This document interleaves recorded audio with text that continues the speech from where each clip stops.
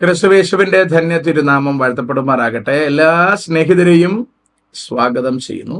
വീഡിയോസുമായി നിങ്ങളുടെ മുൻപിലേക്ക് വന്നിട്ട് കുറച്ചധികം ദിവസങ്ങളായി. കാരണം അത്രയും തിരക്കായിരുന്നു. ഒരുപാട് പേർ വിളിച്ച് അന്വേഷിച്ചിരുന്നു, എന്താണ് കാണാത്തത്, രോഗം വല്ലതുമുണ്ടോ എന്നൊക്കെ ചോദിച്ചിരുന്നു. എന്നെ അന്വേഷിച്ച എല്ലാവർക്കും, പ്രാർത്ഥിച്ച എല്ലാവർക്കും സ്നേഹവന്ദനങ്ങൾ. ഇപ്പോഴും തിരക്ക് തീർന്നിട്ടില്ല എങ്കിലും അത്യാവശ്യമായി ചില വാർത്തകൾ കേട്ടത് കൊണ്ട് 1-2 വീഡിയോസ് ചെയ്യാം എന്ന് പ്രതീക്ഷിക്കുകയാണ്. ഒന്ന്, ഇസ്രായേലിന്റെ വിശാല ഇസ്രായേൽ എന്ന കോൺസെപ്റ്റിന്റെ ഭൂപട പ്രദർശനമാണ്. നമുക്കറിയാം, കഴിഞ്ഞ ദിവസമാണ് ഇസ്രായേൽ ഒരു പുതിയ ഭൂപടം പുറത്തേക്ക് വിട്ടത്. വിശാല ഇസ്രായേൽ എന്ന അർത്ഥത്തിലേക്ക് അവർ നീങ്ങാൻ പോകുന്നു എന്ന് പറഞ്ഞിട്ട്. നമുക്കറിയാം, വിശാല ഇസ്രായേൽ എന്ന ഒരാശയം ഇസ്രായേൽ മുന്നിലേക്ക് വെക്കാൻ തുടങ്ങിയിട്ട് നാളേറെയായി. 1967 യെരുശലേം അവർ പിടിച്ചെടുക്കുന്നതും, അവരുടെ പുരാതന ക്യാപിറ്റൽ സിറ്റി ആയിരുന്നു യെരുശലേം എന്ന് നമുക്കറിയാം, അതിനെ തിരിച്ചെടുക്കുന്നതും അതിനെ തലസ്ഥാന നഗരിയാക്കി മാറ്റുവാനുള്ള പ്രഷർ വല്ലാത്ത നിലയിലുണ്ടായിരുന്നു. ഒടുവിൽ ഡൊണാൾഡ് ട്രംപ് ആണ് കഴിഞ്ഞ പ്രാവശ്യം ഇരിക്കുമ്പോൾ യെരുശലേമിനെ ഇസ്രായേലിന്റെ ക്യാപിറ്റൽ സിറ്റി ആയിട്ടൊരു പ്രഖ്യാപനമൊക്കെ നടത്തിയിട്ട് പോയി. പക്ഷേ അത് ആ നിലയിൽ പ്രാബല്യത്തിൽ എത്തിയിട്ടില്ല എന്ന് വേണം നമ്മൾ മനസ്സിലാക്കാൻ. ഞാനിവരെ പറഞ്ഞു വരുന്ന വാക്കുകളുടെ അർത്ഥം, ഇപ്പോൾ ന്യൂസ് ചാനൽക്കാരൊക്കെ ഇസ്രായേലിൽ നടക്കുന്ന ഈ യുദ്ധത്തെ ബൈബിളുമായി താരതമ്യം ചെയ്ത് പഠിക്കുവാൻ താല്പര്യം കാണിച്ചു തുടങ്ങിയിരിക്കുന്നു. കാരണം ദീർഘനാളുകൾക്ക് മുമ്പ്, ഏറെക്കുറെ 2.5 സഹസ്രാബ്ദത്തിനൊക്കെ പുറകിൽ പറഞ്ഞിരിക്കുന്ന കാര്യങ്ങൾ ഇന്ന് സംഭവിച്ചു കൊണ്ടിരിക്കുന്നു എന്നുള്ളത് സ്വാഭാവികമായും ദൈവമില്ല എന്ന് പറയുന്നവർക്ക് പോലും ഒരു സംശയമുളവാക്കുന്നതും ഒരു ക്യൂരിയോസിറ്റി തോന്നിക്കുന്നതുമാണ് എന്നതിന് സംശയം വേണ്ട. നമുക്കറിയാം, ഇസ്രായേൽ ദൈവത്താൽ തിരഞ്ഞെടുക്കപ്പെട്ട ഒരു ജാതിയാണ്. ആ ജാതിയെ പഴയ നിയമത്തിലുടനീളം നമ്മൾ കാണുന്നുണ്ട്. ദൈവത്തിന്റെ ഇഷ്ടപ്രകാരം നടത്തുവാൻ ശ്രമിക്കുന്നു. പക്ഷേ ഇസ്രായേൽ പലപ്പോഴും ദൈവത്തിന്റെ ഇഷ്ടത്തിന് മുൻപിലേക്ക് പോകാതെ അവന്റെ ഇഷ്ടത്തിന് മുൻപിലേക്ക് പോകുന്നത് നമ്മൾ വിശുദ്ധ വേദ പുസ്തകത്തിൽ കാണുന്നു. അവരെ നേർവഴിക്ക് നടത്തുവാൻ വേണ്ടി ദൈവം നടത്തുന്ന ഒരുപാട് ശ്രമങ്ങളും പിൽക്കാലത്ത് ആ ശ്രമങ്ങൾ വിഫലമായി പോകുന്നതും നമ്മൾ കാണുന്നുണ്ട്. അതിന്റെ ശ്രമത്തിന്റെ ഒടുവിലത്തെ ശ്രമം എന്ന മട്ടിനാണ് കർത്താവായ യേശുക്രിസ്തു എന്ന ദൈവപുത്രനെ മനുഷ്യവേഷത്തിൽ ഭൂമിയിലേക്ക് പറഞ്ഞു വിടുന്നതും ഇസ്രായേലിന്റെ പാപത്തിന് പരിഹാരം വരുത്തുവാൻ കാൽവറി ക്രൂശിൽ മരിക്കേണ്ടുന്ന ഒരവസ്ഥയിലേക്ക് എത്തുന്നതും. അതെല്ലാം നേരത്തെ പറഞ്ഞിരുന്ന കാര്യങ്ങളാണ് എന്ന വസ്തുതയും നമ്മൾ തിരിച്ചറിയണം. എന്ന് പറഞ്ഞാൽ, ദാനിയേൽ പ്രവാചകനോടൊക്കെ കൃത്യമായി പറഞ്ഞിരുന്നു, നിന്റെ ജനത്തിന്റെ പാപത്തിന്റെ പരിഹാരത്തിനായി, അവരുടെ അകൃത്യത്തിന് പ്രായശ്ചിത്തം ചെയ്യുവാൻ, അവർക്ക് നിത്യനീതി നടപ്പിലാക്കുവാൻ, അവരുടെ ദർശനവും പ്രവചനവും മതിയാക്കത്തക്ക നിലയിൽ അവരുടെ മശികയെ രാജാധിരാജാവായി അഭിഷേകം ചെയ്യുവാൻ പാകത്തിന് അവർക്കൊരു നിശ്ചിത ദിവസമൊക്കെ കർത്താവ് പറഞ്ഞിരുന്നു. പിൽക്കാലത്ത് ഇവകൾക്കകത്തൊക്കെ ചില ഭേദഗതികൾ കർത്താവ് വരുത്തുന്നതായിട്ട് നമുക്കറിയാം. അപ്പൊ നമ്മൾ ചോദിക്കും, ദൈവം പറഞ്ഞിരിക്കുന്ന കാര്യങ്ങളിൽ എന്തിനാണ് ഇത്രയധികം വ്യത്യാസം പിൽക്കാലത്ത് വരുത്തുന്നത്? മനുഷ്യൻ ദൈവത്തോട് കാണിക്കുന്ന പ്രതികരണം അനുസരിച്ച് ദൈവത്തിന്റെ വാഗ്ദത്തങ്ങളുടെ മേലും ദൈവം വച്ചിരിക്കുന്ന രക്ഷണ്യ പദ്ധതികളുടെ മേലും മനുഷ്യൻ നടത്തുന്ന പ്രതികരണം, അവന്റെ റെസ്പോൺസ് അനുസരിച്ച് കർത്താവ് പ്രോഗ്രാമിൽ ചില വ്യത്യാസങ്ങൾ വരുത്താറുണ്ട് എന്നുള്ളത് വിശുദ്ധ വേദപുസ്തകം പൂർണ്ണമായി ഗ്രഹിച്ചാൽ നമുക്ക് മനസ്സിലാക്കുവാൻ കഴിയും. ഇസ്രായേലിന് ഇന്ന് പ്രതീക്ഷയുള്ളത് ദാവീദും ശൗലും ശലോമോനും ഭരിച്ചിരുന്ന ഒരു വിശാല ഇസ്രായേലാണ്. എന്ന് പറഞ്ഞാൽ, ഇന്നത്തെ തെക്കിലേക്ക് ഇറങ്ങി വന്നാൽ പലസ്തീനും, വടക്കിലേക്ക് കയറിപ്പോയാൽ ലബനനും, കിഴക്കേക്ക് മാറിയാൽ ജോർദാനും സിറിയയും കയറി നിൽക്കുന്ന ഒരു വലിയ പ്രദേശം. അത്രയും പ്രദേശം ഇസ്രായേലിൻ്റെതാണെന്നും അവരുടെ രാജ്യമായി മാറുന്ന BC 1050-കളിൽ അവരുടെ ആദ്യത്തെ രാജാവായിരുന്ന ശൗൽ കൈവശം വച്ചിരുന്ന ഭൂപ്രദേശം അവർക്ക് വേണം, അത് അവരുടെ അവകാശ സ്ഥലമാണെന്നും പിൽക്കാലത്ത് നുഴഞ്ഞുകയറ്റക്കാർ പ്രധാനമായും അറബികൾ എന്ന് നമുക്ക് പറയാമെങ്കിലും മുഹമ്മദിന്റെ ഇസ്ലാം, അതാണ് മതത്തിന്റെ ഒരു വല്ലാത്ത അതിപ്രസരമാണ് ആ ദേശങ്ങളിൽ ഉണ്ടായത്. നമുക്കറിയാം, അതിനു മുമ്പ് തന്നെ ക്രിസ്ത്യാനിറ്റി ഈ ഭാഗങ്ങൾ കൈക്കലാക്കിയിരുന്നു എന്നുള്ളതും ശ്രദ്ധേയമായൊരു കാര്യമാണ്. ഈ ഭാഗങ്ങളെല്ലാം യഹൂദന്റേതായിരുന്നു. യഹൂദന്റെ രാജാവായി പിറന്ന കർത്താവായി യേശുക്രിസ്തു ഇസ്രായേലിന് വേണ്ടി മരിക്കുകയും ഇസ്രായേൽ സ്വീകരിക്കാതെ വരുമ്പോൾ അതിലേക്ക് ലോകത്തെ മുഴുവൻ കടത്തുകയും അല്ലെങ്കിൽ ലോകത്തിലെ വിശ്വസിക്കുന്ന എല്ലാവർക്കും പ്രവേശിക്കുവാൻ ദൈവം അവസരം കൊടുക്കുകയും ചെയ്തു. അങ്ങനെ യേശുക്രിസ്തുവിലേക്ക് അടുക്കുന്ന എല്ലാവരും ചേരുന്നതാണല്ലോ ക്രിസ്ത്യാനികൾ എന്ന് പറയുന്നത്. അപ്പോൾ സ്വാഭാവികമായും വലിയ വ്യത്യാസമില്ലാതെ യഹൂദനും ക്രിസ്ത്യാനിയും യേശുവിനെ സ്വീകരിക്കുന്നത് കൊണ്ട് ഒരേ ഗ്രൂപ്പുകാരാണ് എന്ന് നമുക്ക് പറയാം. പക്ഷേ ഇവർ രണ്ടുപേരും ഏറെക്കുറെ മാനവകുലത്തിന്റെ രക്ഷ ഫോക്കസ് ചെയ്ത് നീങ്ങുന്ന ഒരു ഘട്ടത്തിലാണ് മുഹമ്മദ് കയറി വന്നുകൊണ്ട് മാനവകുലത്തെ മുഴുവൻ വഴിപിഴപ്പിക്കുന്ന ദൈവത്തിനെതിരായ ഒരു സംവിധാനം ഡെവലപ്പ് ചെയ്യുന്നത്.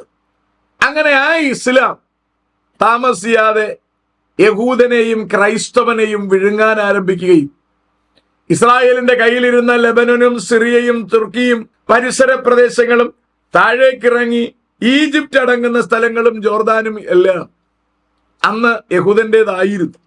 പിൽക്കാലത്ത് ഇവകളിൽ എല്ലായിടത്തും യേശുക്രിസ്തുവിന്റെ സുവിശേഷം വ്യാപിക്കുകയും ഈ ദേശങ്ങൾ ക്രിസ്തുവിൻ്റെതായി മാറുകയും ചെയ്യും. നാളുകൾ ചിലത് കഴിയുമ്പോൾ ഇതിനെല്ലാത്തിനും വിപരീതമായ എന്ന് പറഞ്ഞാൽ ആന്റി ക്രൈസ്റ്റായ എതിർ ക്രിസ്തുവായി മുഹമ്മദ് നബിയുടെ രംഗപ്രവേശനം വരികയും അവരുടെ നേതൃത്വത്തിൽ ഈ ദേശങ്ങളെല്ലാം പിടിച്ചടക്കുകയും ചെയ്ത ഒരു ഘട്ടമുണ്ടായി. ഇപ്പൊ നമുക്കറിയാം, അതിന്റെ ഉത്തുംഗ പദവിയിലെത്തിയിട്ട് എന്ന് പറഞ്ഞാൽ ലോകം മുഴുവൻ ഇസ്ലാമിൻ്റെതാക്കി മാറ്റുക എന്ന അടിസ്ഥാന ഉദ്ദേശത്തോടു കൂടി അവർ ഡെവലപ്പ് ചെയ്ത ഹമാസ്, ഹൂതികൾ, ഹിസ്ബുള്ള ഒക്കെ അടങ്ങുന്ന ഗ്രൂപ്പുകൾ ചേർന്ന് 2023 ഒക്ടോബർ 7 ഇസ്രായേലിനെ ആക്രമിച്ചു. അവൻ തിരിച്ചടിക്കാൻ തുടങ്ങി. അടി ഇതാ ഉഷാറായി നടന്നുകൊണ്ടിരിക്കുന്നു എന്ന് മാത്രമല്ല, ചുറ്റുപാടുമുള്ള രാജ്യങ്ങളുടെ ഒക്കെ തകർച്ചയ്ക്ക് അത് കാരണമായി. ഇറാൻ ഏറെക്കുറെ ഇസ്രായേലിന്റെ കയ്യിലായി. ലെബനൻ പൂർണ്ണമായും ഇസ്രായേലിന്റെ കയ്യിലായി. മുകളിലേക്ക് കടന്നാൽ സിറിയയുടെ സിംഹഭാഗവും ഇസ്രായേലിന്റെ കയ്യിലായി. ഇനിയുള്ളത് ജോർഡാനാണ്. ജോർഡാനെയും കൂടി അടക്കിക്കൊണ്ട് ഉള്ളടക്കം ചെയ്തുകൊണ്ട് ഒരു പുതിയ ഭൂപടം കഴിഞ്ഞ ദിവസം ഇസ്രായേൽ പുറത്തുവിട്ടിരിക്കുന്നു. അത് ലോക ജനതയ്ക്കൊരു വല്ലാത്ത ആശങ്ക ഉണ്ടാക്കിയിരിക്കുന്നു. ഇസ്രായേൽ ഒരു വിശാല ഇസ്രായേലിലേക്ക് മാറുന്നു എന്നുള്ള കാര്യം. അത് നടക്കുമോ വിജയിക്കുമോ എന്നുള്ളതാണ് നമ്മുടെ സംസാരം. വളരെ ശ്രദ്ധിക്കുക. വിശാല ഇസ്രായേൽ എന്നതുകൊണ്ട് ഇസ്രായേൽ ഇന്ന് ഉന്നം വയ്ക്കുന്നത് അവരുടെ ആദ്യത്തെ രാജാവായിരുന്ന ശൗൽ ഭരിച്ചിരുന്ന ഇസ്രായേലാണ് എന്ന് വരികിലും വാസ്തവത്തിൽ അത് അവരുടെ കയ്യിൽ കിട്ടിക്കഴിയുമ്പോൾ അവരുടെ സ്വഭാവം മാറും. ദൈവം അബ്രഹാമിന് വാക്ക് പറഞ്ഞ ദേശത്തേക്ക് അവർ മൂവ് ചെയ്യും.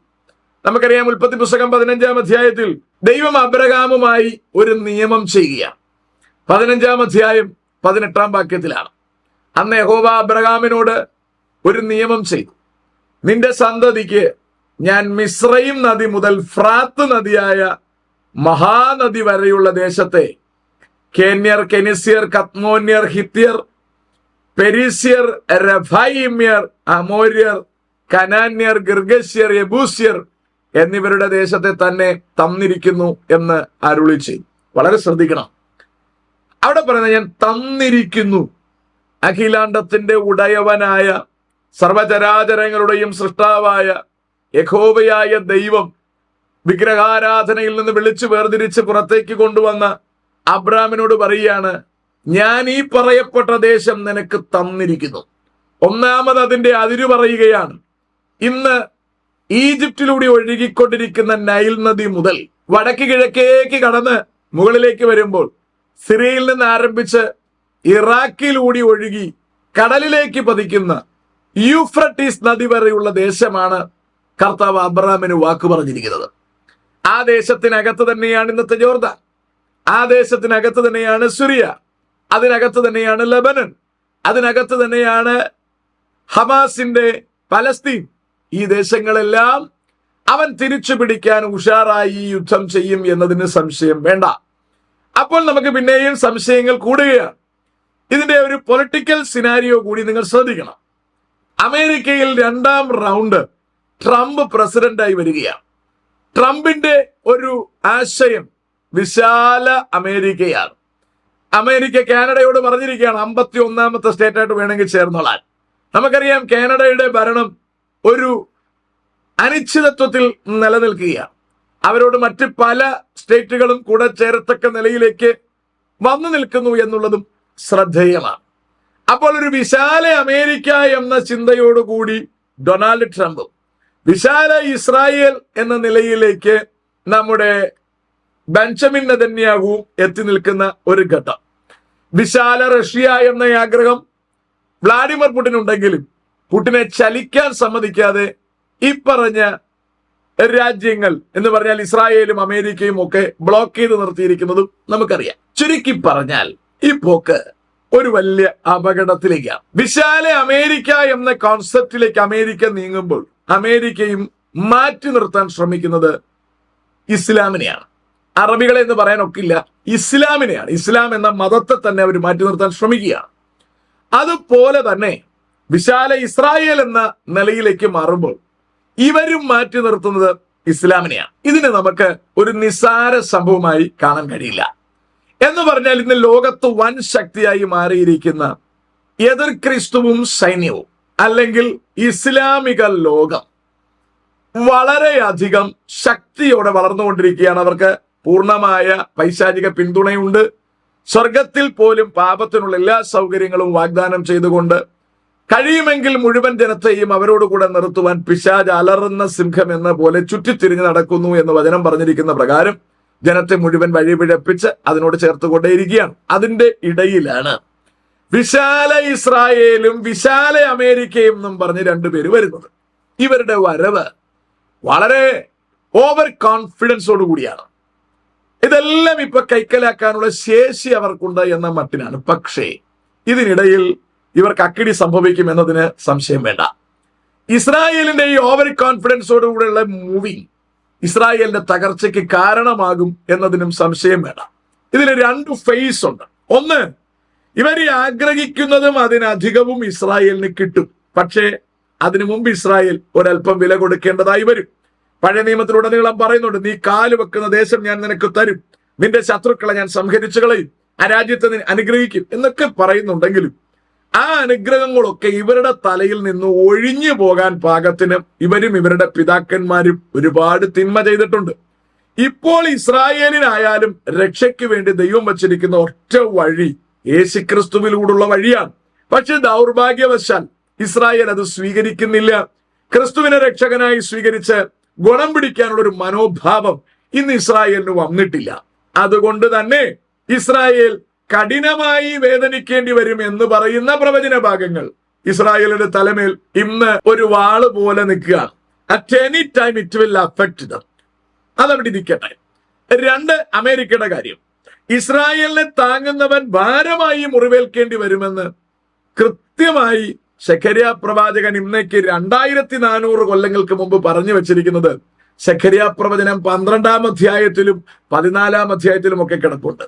ഞാൻ പറഞ്ഞു വരുന്നതിന്റെ അർത്ഥം, അമേരിക്കയുടെ പിന്തുണയോടുകൂടി സ്വന്തം സൈന്യശേഷിയിൽ ആശ്രയിച്ച് യുദ്ധത്തിനിറങ്ങിയിരിക്കുന്ന ഇസ്രായേൽ തരക്കേടില്ലാതെ വിജയിച്ചു നിൽക്കുന്നു എങ്കിലും അവന്റെ ഭൂപടം വിശാലപ്പെടുത്തിക്കൊണ്ട് ചുറ്റുപാടുമുള്ള അറേബ്യൻ രാജ്യങ്ങളെ തകർത്തുകൊണ്ട് ഇവന്റെ സാമ്രാജ്യം സ്ഥിരമായി സ്ഥാപിക്കാം എന്നതുമാണ് ഇസ്രായേലിന്റെ ആഗ്രഹമെങ്കിൽ അത് നടക്കില്ല എന്നതാണ് എനിക്ക് നിങ്ങളോട് ഓർപ്പിക്കാനുള്ളത്. കാരണം ഇസ്രായേൽ കർത്താവിനെ തള്ളിക്കളഞ്ഞിരിക്കുന്നു.